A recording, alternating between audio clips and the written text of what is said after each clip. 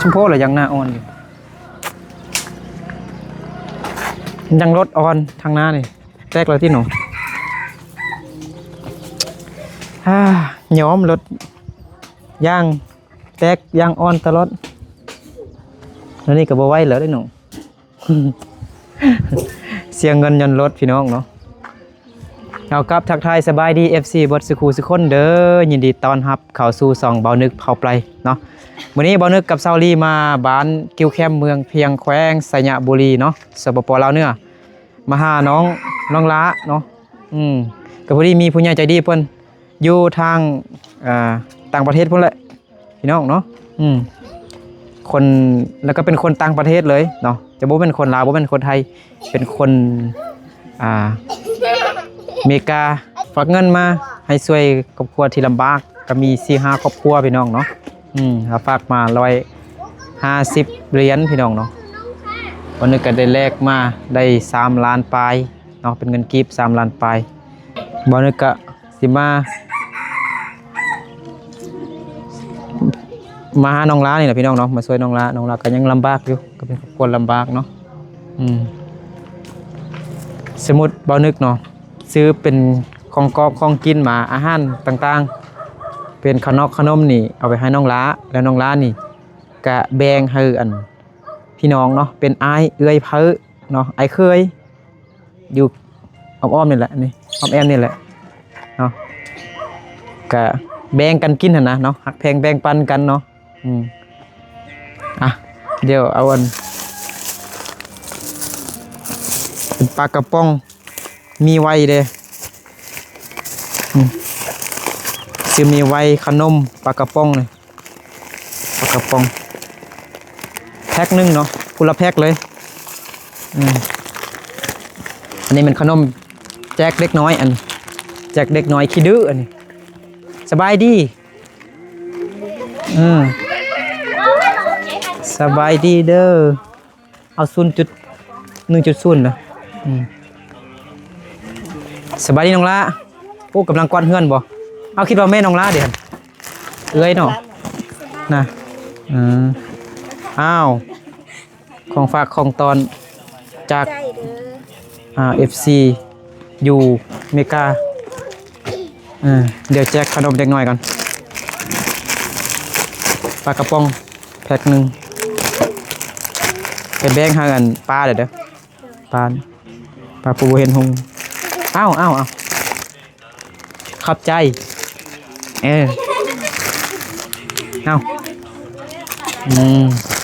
เอาใส่เนี่ย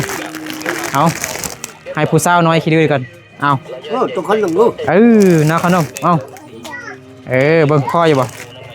ใส่อันนี้เด้มาแม่น้องลาไปยังแล้วไปไทยเครื่องไทยน้องลาวเอาไปไทยมาแล้วบ่น่ะคนเมื่อวานเนี่ยบ่น้าขนมเอาได้เงินหลายบ่ได้เงินหลายบ่เงินหลายบ่หลายบ่เขาอยู่จักเดือนก่อน2 เดือน 3 เดือนบ่ไ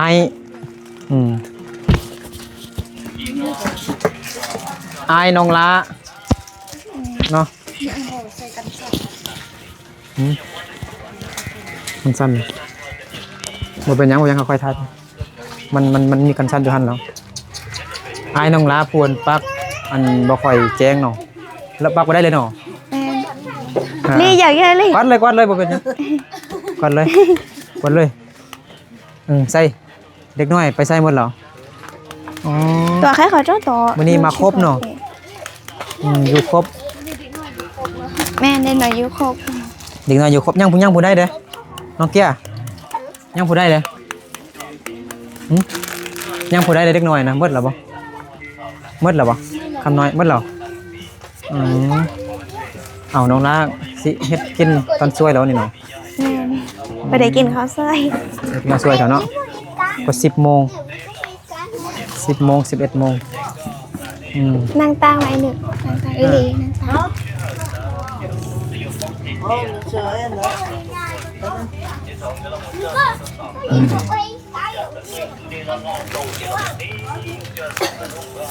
อันนึงมาแต่บ้านมาบ่ แม่นพอนเอาเนาะให้มากินเลย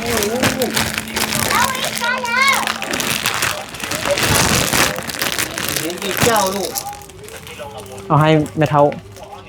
กินนำกันเด้อ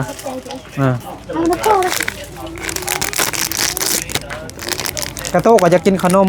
กระโตมาเล่นอยู่นี่กระโตบ่ไปเฮือนจับเอ้า อุ้ย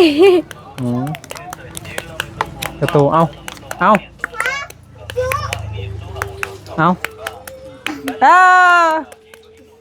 กินแต่คนเดียวมันทายไปทางนั้นเด้อผู้สาวงามมัน อุ้ย เอาสิอายได้หนอหันกองไปพุ่นหรอแลนนี่สัม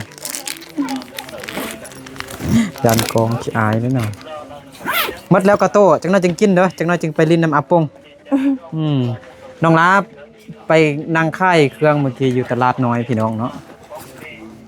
ค่ายมักสลีสลอยมักแปงมันบ่ สลอย ค่ายหัวใจให้ผู้เบาเลยน้องลามาลินอยู่เฮือนก่อนเอาแม่ไปแทนเนาะเปลี่ยนกันเนาะ เปลี่ยน น้องลามาเฮือนแม่ไปนั่งค่ายต่อ แม่น น้องลาไปค่ายแม่มาอยู่เฮือนไอ้ยังก็กระโตนี่นะ คิดฮอด จั แท้ งน้อยจะกินฮอดเนอะโอ้ยกินฮอดจะกินขนมสินี้เนาะเนาะกินฮอดจะกินขนมสิตีเนาะนี่ จังน้อยจึงไปหาอาปงจึงกินอีกเด้อ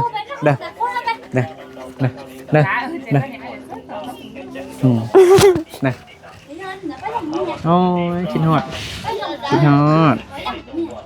บะกงน่ะต้นซอยมีมันยังกินเลย บ่มี ตำนี่กินบ่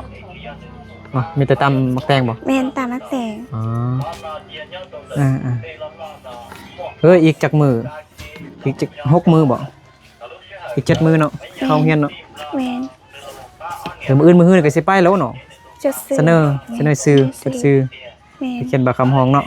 แม่น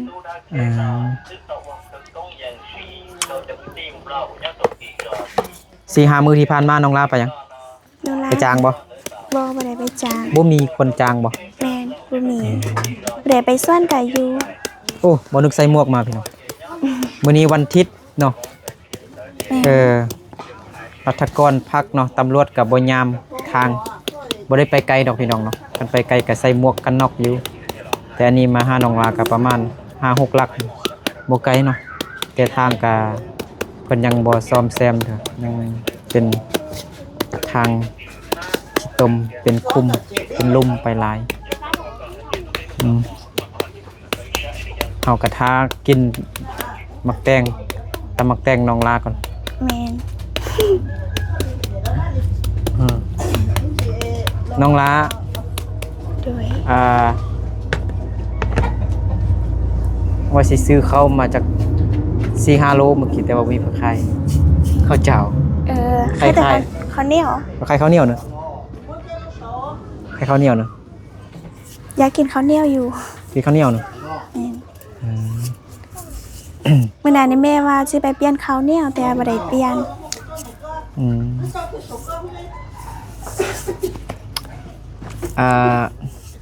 ไอโทนี่เราช่วย 4-5 ครอบครัวนี่แหละเราฝากเงินมา3 ล้านไปซื้อให้ผู้ละ 4-5 แสนซื้อของกอกของกินซื้อข้าวซื้อน้ำพุ่นมื้ออื่นที่สิไปพุ่นห้วยสะแงมพุ่น เดย ซื้อของไปฝากแบบนี้แหละไปช่วยน้องนาลีน้องไม้น้องมีนากับบ่มีข้าวกินแล้วก็ค่ายมักไม้มักตอกนี่ล่ะค่ายมักแตงนี่ก็ไปเก็บผักหักหน่อไม้มาค่ายแคมทาง โดย ได้เงินมาก็ซื้อข้าวกินน้องมีนาน้องนาลีน้องไม้บางทีก็ไปตัดยอดไว้ยอดบุญมาค่ายทำแคมทางเนาะ แม่ พี่น้องลาเนี่ยก็สู้ชีวิตแหงเนาะเก็บสาลีมาขายได้เงินซื้อข้าวกินแมันบ่ แม่น สู้ต่อไปอะไร โดย บ่สู้กับบ่มีเขาวกินตอนนี้เขายังจักโล ตอนนี้เขา ซื้อ ตอนนั้นซื้อน้องละSCได้ฝากเงินมาน้องละได้ไปซื้อเขาเป็นเป๋า อ๋อ ซื้อร้านนึงมาใบ ด้นล่ะบ่ ก็ได้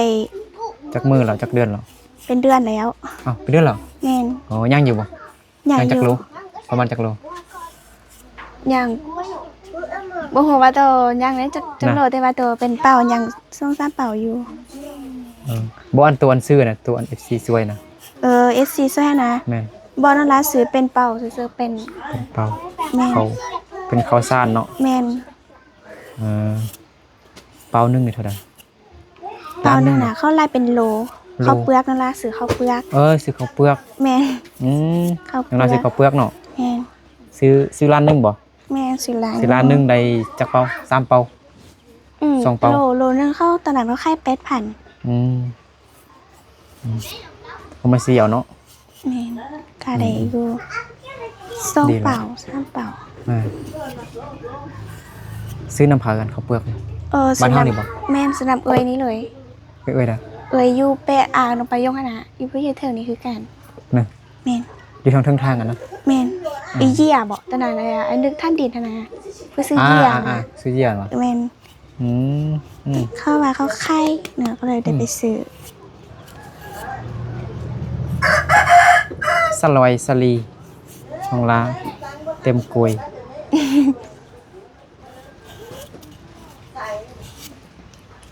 หักก็หักมาแม่นบ่ ทานมามื้อเช้า หักมามื้อเช้านี่ แม่นเช้านี้พ่อไปหาแต่ ยังบ่ได้ต้มเทื่อเนาะแม่นบ่ หึ ยังบ่ได้ต้มเทื่อนบ่ บ่ได้ ดิบอยู่เนาะ แม่น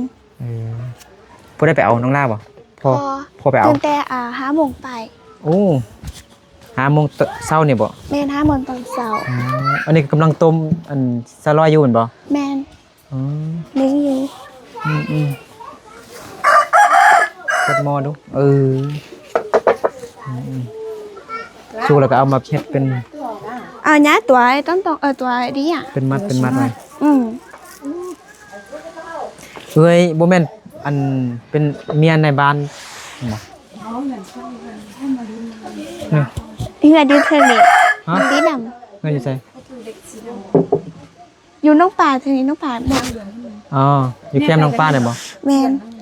คิดว่าแม่นอันเมียของอันผู้อันในบ้านมาตอนอันแม่ย่าน้องลาเซียนะตอนยิงปืนน่ะนะเอาปืนมายิง บ่แม่นผู้นั้น บ่แม่นเนอะ บ่แม่น นะ เมียผู้นั้น บ่ มัน อัน จะ คิดว่าเมียของอัน เออ ก็อันอย่างในบ้านเก่าบ่เห็นบ่พวนมีเฮือนลังใหญ่งามๆอ่ะนะแคมเฮือนน้องดวงใจใหญ่กันนะดวงใจน้อยหั่นนะ แม่นในบ้านเอ้า ฮะ ในบ้านเอ้า ฮะเอา ลี่นะ ลี่ แม่นลี่ ผู้ นั้น อันลูกที่เป็นอันนางแบบนะ แม่ นางงามนะ ไปเอาพ่ออยู่เสียงขว้างเนี่ยคุณนั่น นะ แม่ เอาป้าถูกไปใกล้เนาะเสียงควง เขาก็ชุดจ้า ทางลาเห็ดเอิด เอาเองก็น้ำตาลนะ นึ่งอัน กูน้ำตาล สลอย เนี้ยสดมาตัก แล้วคุณมาเอาเนี่ยทุเรียนเนาะ เนี่ยตู้เย็นไหนเด็กกินสลอย โอ้กิน ตัวนี้ บ่ เรา ได้ะ นึ่งกิน อันนี้นึ่งกินปะ แม่ บ่มันไข่ บอตัวไข่เราตัวนี้พอ น่ะ แม่จินนึ่งเอาทันฮัก โอ้ แล้วนึกตัวนี้กันพอเด็กน้อยยักกินแล้ว อ๋อ เมื่อเช้านี้ก็นึกกินอยู่ น้องลาให้กินเบิดนี่บ่ซั่นผู้เดียว แม่นกินไปเมื่อแล้วไปให้กลับ ต้องกินให้เบิด กินให้หมด กินสลี กินสลี กินสลอย สล ส อ ลอย ย สบายดีพอเด้อ สบายดีเด้อ สบายดี พอนางลาไปเอาสลอยมื้อเช้านี่นะ 5 โมงเช้า 5 โมงเช้า ไปผู้เดียว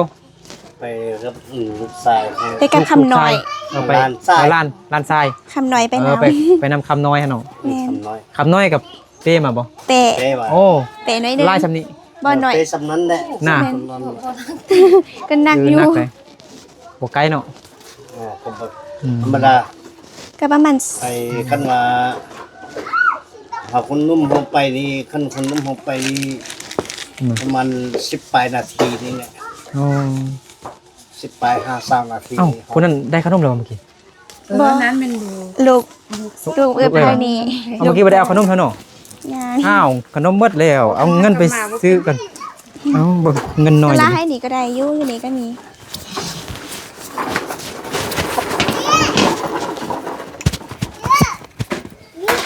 เอาเงินไปซื้อขนม ขนมเบิดเลยจึงเราจึงซื้อไปซื้อขนมเด้อปะดิปะได้กินแล้วเนาะขนมเนาะมันน่าจะกินไหม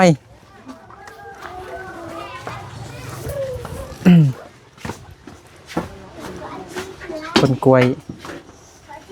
น้องลา น้าไปจะดีเอามาเนาะ อ่า ไอ้บุกินสลีวะ กินไหม สลอย นี่กิน ลองซีมมาก่อนป้าถูกคักเถอะ คือเป็นตาแซ่บแห่งเอาวันดีฮะนั่งนี่ไหมนั่งเลย อ้าวกระโต คิงฮอได้หลีอุ้ยอุ้ย แซ่บเราได้กินสลอยอยู่พี่น้องของเราเส้นหนึ่งสลอยอีกเมื่อไหร่บ่ อยู่ให้นะ อยู่ให้นะ ยัง โอ้ไล่เนาะ ยังได้หนึง เบิดส่วนนี่สิได้ประมาณเท่าไหร่เนาะอันสมมุติค่ายเป็นเงินสินะ บ่ได้ยอดเลยแบบว่ามื้อนึงก็ได้หักได้ไล่สุดกับเส้นไปซื่อ ก็หันแบบประมาณซื่อๆนะ ๆแม่น ลองประมาณมึงดูแบบประมาณซื่อๆนะ ประมาณเบิดให้อันน่ะ มันให้อ่ะเนาะตัวอย่างใช่ไหมมีตัวอย่างแล้วมัน หาเส้นไปสิบ่หาเส้นนั่นแหละ 5 6 แสนเนาะ แม่น บ่ฮอดล้านซ้ํ บ่ฮอดเพราะว่าช่วงนี้มีคนไข้ไล่คนเนาะ ก็อยากกันไข้ บ่ได้เลยลูกค้าไล่ก็ได้ไล่ น้องลาปีนี้น้องลาบ่ได้เฮ็ดให้ก็เนาะ ว่าบ่ได้เฮ็ด บ่ได้เฮ็ดให้ แม่น เฮ็ดแต่ส่วนสลอยนี่ แม่น อืม สดสลอยมาเท่าดี ปีหนึงนี่น้องลานี่ได้รายรับได้อันเงิน1,000 บาทต่อปี6แสน 5-6 แสนขายสลอยเด้ช่วยเขากิน ปีหนึงได้6แสน 5 มื้อกินมื้อ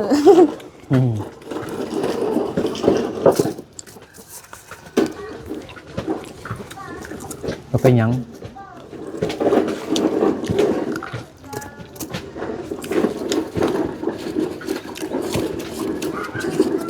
มีไอ้น้องหลายช่วยกันไม่ต้องลาเบิ่งล้าน แม่ ไอ้เอ้ยเขาไอ้เคยไปหาเงินสวย แม่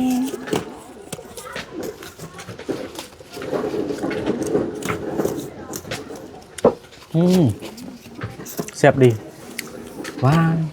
จอย กิน จอย เด้อกินให้ได้ไล่อิ่มไปเลย ไก่น้องมันเลย กระตู้ก็เมื่อยแล้วค่อยๆไกวค่อยๆถ่ายเบิ่งกระตู้ถ่ายกระตู้มึงดูกระตู้ขี้ดื้อนะนอนจ้ะรับจ้ะ อันนี้เพื่อนไอ้ซื้อมาตลอดหน่อยเดือนนั่นนี่น่ะ แม่นมันมาเทื่อนึงผมมีเงินเติมน้ำมันรถ มันยากเลยเนาะ ทั้งยากฝนตกถ่ายแต่คลิปแต่ลกอยู่เงินเลย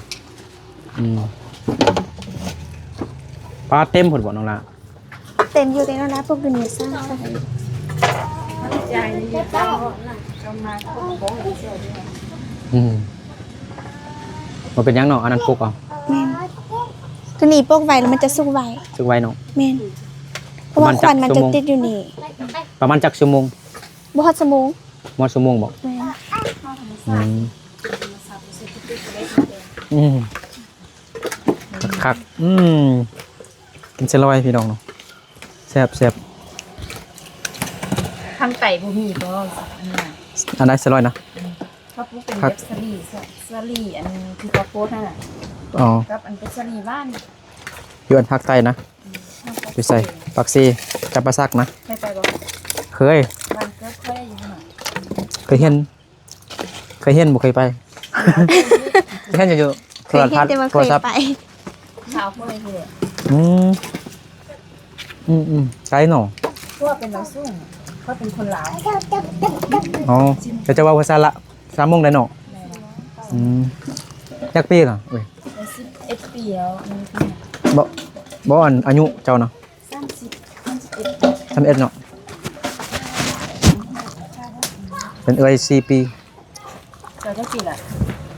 2730แล้วนี่ยังบ่มีอีหยังเป็นของตัวเองครับ ต้นจีละก็เหรอเราจิตเป็นกาแฟเรา มันจะเลาะไปเรื่อย เราจะอ้อต่างได้ซื้อหน่อยจังก็จังเสียหรอกจังเที่ยวเขาว่า ๆแคบเนาะ ดีกินซะลอยค่ะนี่เด้อ จำเป็นภาษา พัวผู้นี้เด้มาแล้วบ่ มาเลยไปแล้ว ฮะมาแล้วสิเอ้ามาแล้วจักมื้อ 10 มื้อ มา10 มื้อแล้วกลับไปอีกเหรออ๋อ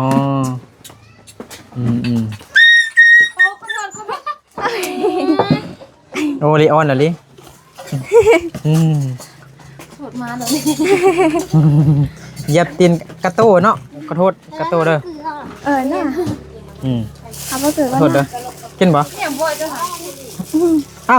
บ่กินอีก มันฮอน โอ้ย นี่ จะเที่ยวหมอกันเนี่ย เอาจะเป็นอะไรกินไหน มันฮอน ไม่น้อง กระโต คนน่าปลาเกลือไม่น้องนะไม่ต้องมึงอย่าเจียมสิจะคิดแข็งหรอเขียนเรามันก็ไปอยู่อันนี้มันเศร้าละ สาวลานนะมีลูกจักคนเหรอ ใส่ส้มนิดนึง นี่ยกขึ้นเปล่า เอากินเลยนะ แล้วก็รอขอกินเป็นหน่อ ไม่รู้แต่เราโดนหนึ่ง เนี่ยตั้งแต่ยังเหรอ เรามีเยอะ แซ่บแซ่บ ไอ้พอได้เหรอ เบิ่งก่อนสิกินข้าวเบิ่งน้องลาสิกินข้าวแล้ว จะเชียร์มันใส่วัดดีเนี่ย เอ้ยน้องลาเนี่ยจักปีเหรอ38 40แล้ว 40แล้ว ต่อก็พอดี 40แล้วอ๋อ อันนี้แม่จะสดเต็งไปเนี่ยไปกินน้ำเอ้ยไปตังก็ได้เป็นไม่เป็นนอกปะ แม่หมอฮะ เขานอนดีหนอเสื้อมันใส่ แม่หมอได้มันนั่ง มันใส่เราเป็นน้ำไม่เรา แม่หมอฮะ มันใส่มันใส่มานี่ลูก Ali để xin nó นี่ nọ. มาเมียเอาตื่นอ่ะ To to ta. เอา เวลากินเลยกินข้าวเลย Chuyện. อืม Nó thôi liều. นอน No. นอนหมอ นอนเลย À nhà to hả? มาพอได้สินั่งกินมา À, นั่งนี่บ่ Mà mấy cái nằm cạnh này. Cái nằm cạnh. Ý. เว้ยน้องละ Ý à? Nó mỏ. Non cho câu hả? Ôi nó. พอเด้ Phọ rồi nè. เอ้าปลากระป๋องบ่แกะกินเลย Mấy พอ nó. อืม Lên ạ. ปลากระป๋องอืม Phui đi nè. Phui đi พอ không ดี nhìn. เอาปลากระป๋องมากินเลยอืมมากินเลย กินปลากระป๋องบ่กินปองปลาบ่ กินปองปลา ปลากระป๋องกินอยู่เนาะ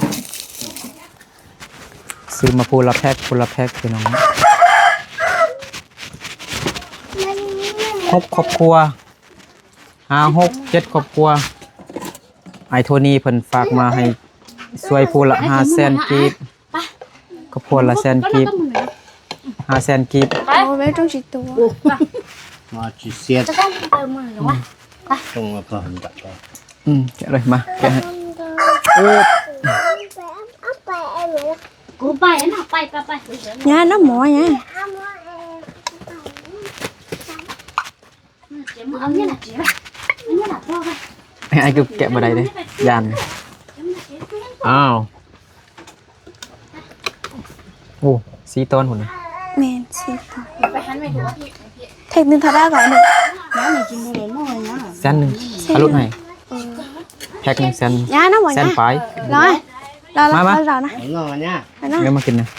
ตั้งเลยเนี่ย ไม่ต้องนะ ไปสิล่ะ นะเรานะย่าจ่าเขา อันนี้ เพื่อน มา มาเอลี กินไหม มา ตาย เดี๋ยวกิน ยังไม่ทันยากหรอก ต้อง เอา เลย กิ ห น มอ ไหมมากินน้ำกัน อะไรกินนะ มากินน้ำกันจังสิ เนี่ยกินอันนี้ก็อิ่มแล้วนี่ มา กินอะไร กินไหมมากินน้ำกัน อืม มาเด้อ FC ทุกคนมากินข้าวนำกัน มาเด้อ FC ทุกคนมากินตำมักแตงนำกัน ดีก็เหมือนยาหมู พอดีกินปลากระป๋องเนาะ เนื้อน อน เอลีมากินข้าวนำกัน จับเพื่อนตาดิจับเพื่อนตาดิ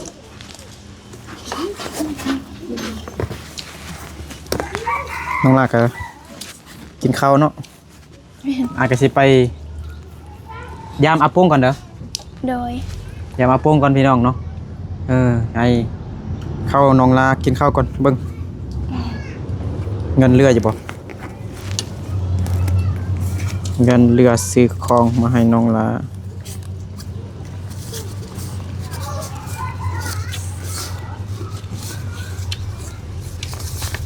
เรืออยู่260,000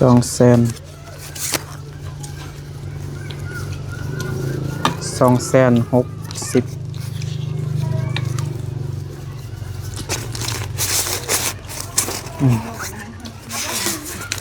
บังวะ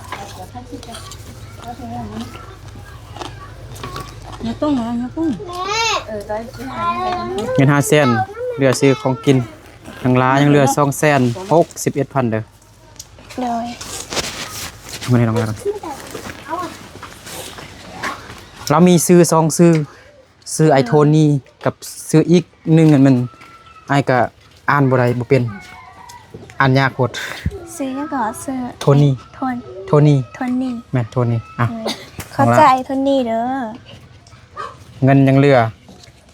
261,000พี่น้องเนาะเด้อ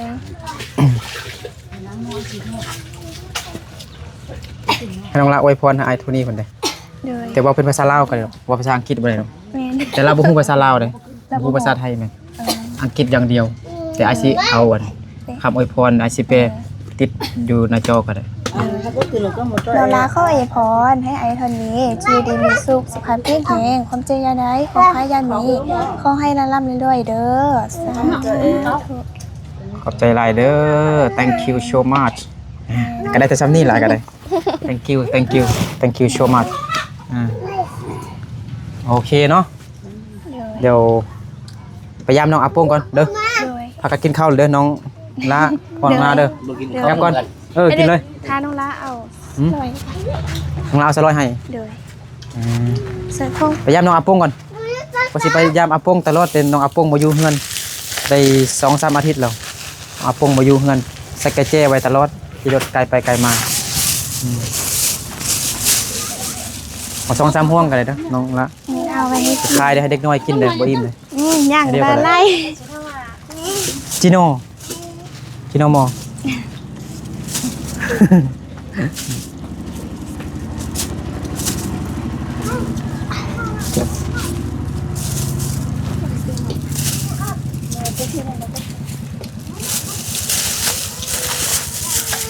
แม่นึก ขอบใจน้องลาเด้อ โดยให้น้า เอ้า ของเรา มาหาไล่แท้ เอาย่างนึกอยู่ทันดีเด้ เอานึ่งสิขายโอ้นั่นบ่ได้กิ ย่าน ง ได้ ไล่ย่างอยู่ อ๋อน้องลาเอาสลอยไล่ เออ เอาสลอยให้ไล่แท้ ในเดี่ยวซื้อ เดี๋ยวนี้ผมก็ไปกินกับบ้านโอ้ ขอบใจเด้อ กินตามทางโอ้ ขอบใจพอเด้อแล้วแม่อยู่พุ่นเนาะตลาดเนาะ แม่อยู่ตลาด โอเคเดี๋ยวไอ้กลับก่อน โด เด้อย เอาสิไปปิดกล่องอยู่พุ่นบ๊ายบายน้องลา โดย บายกล่องโอเคไปเด็กๆกลับก่อนเด้อ นึก ดูไม่ตลอดเนาะเอาไปปาดขอบใจคือกันโอ้ฝนสิตกแล้วเนาะ ฝนสิตกแล้วมาอ้าวยางรถเฮาก็อ่อนเรื่อยๆแล้วได้บ่ดีพี่น้องเนาะโอ้โหสิฮอดเฮือนบ่โอ้สิได้แปลงรถอีกแล้วนี่น้ำมันรถก็ยังบ่ได้เติมเนาะเอาเดี๋ยวบ่นึกกับซาวลีพยายามน้องอาโปงก่อนเนาะเอาขอบใจขอบคุณไอโทนี่เด้อเนาะไอโทนี่น่าจะบ่ฮู้ภาษาลาวภาษาไทยดอกเนาะเดี๋ยวบ่นึกจะเอาเขียนเป็นคำอวยพรแล้วแปลเป็นภาษาอังกฤษแล้วก็ติดใส่หน้าจอเนาะขอบใจขอบคุณอวยพรเป็นภาษาลาวก่อนเนาะขอบใจขอบคุณ thank you ไอโทนี่เด้อเนาะขอไอเพิ่นจงอยู่ดีมีแห้งเนาะสุขภาพเข้มแข็งแข็งแรงปราศจากโรคภัยไข้เจ็บทั้งปวงเด้อขอบใจหลายๆสาธุ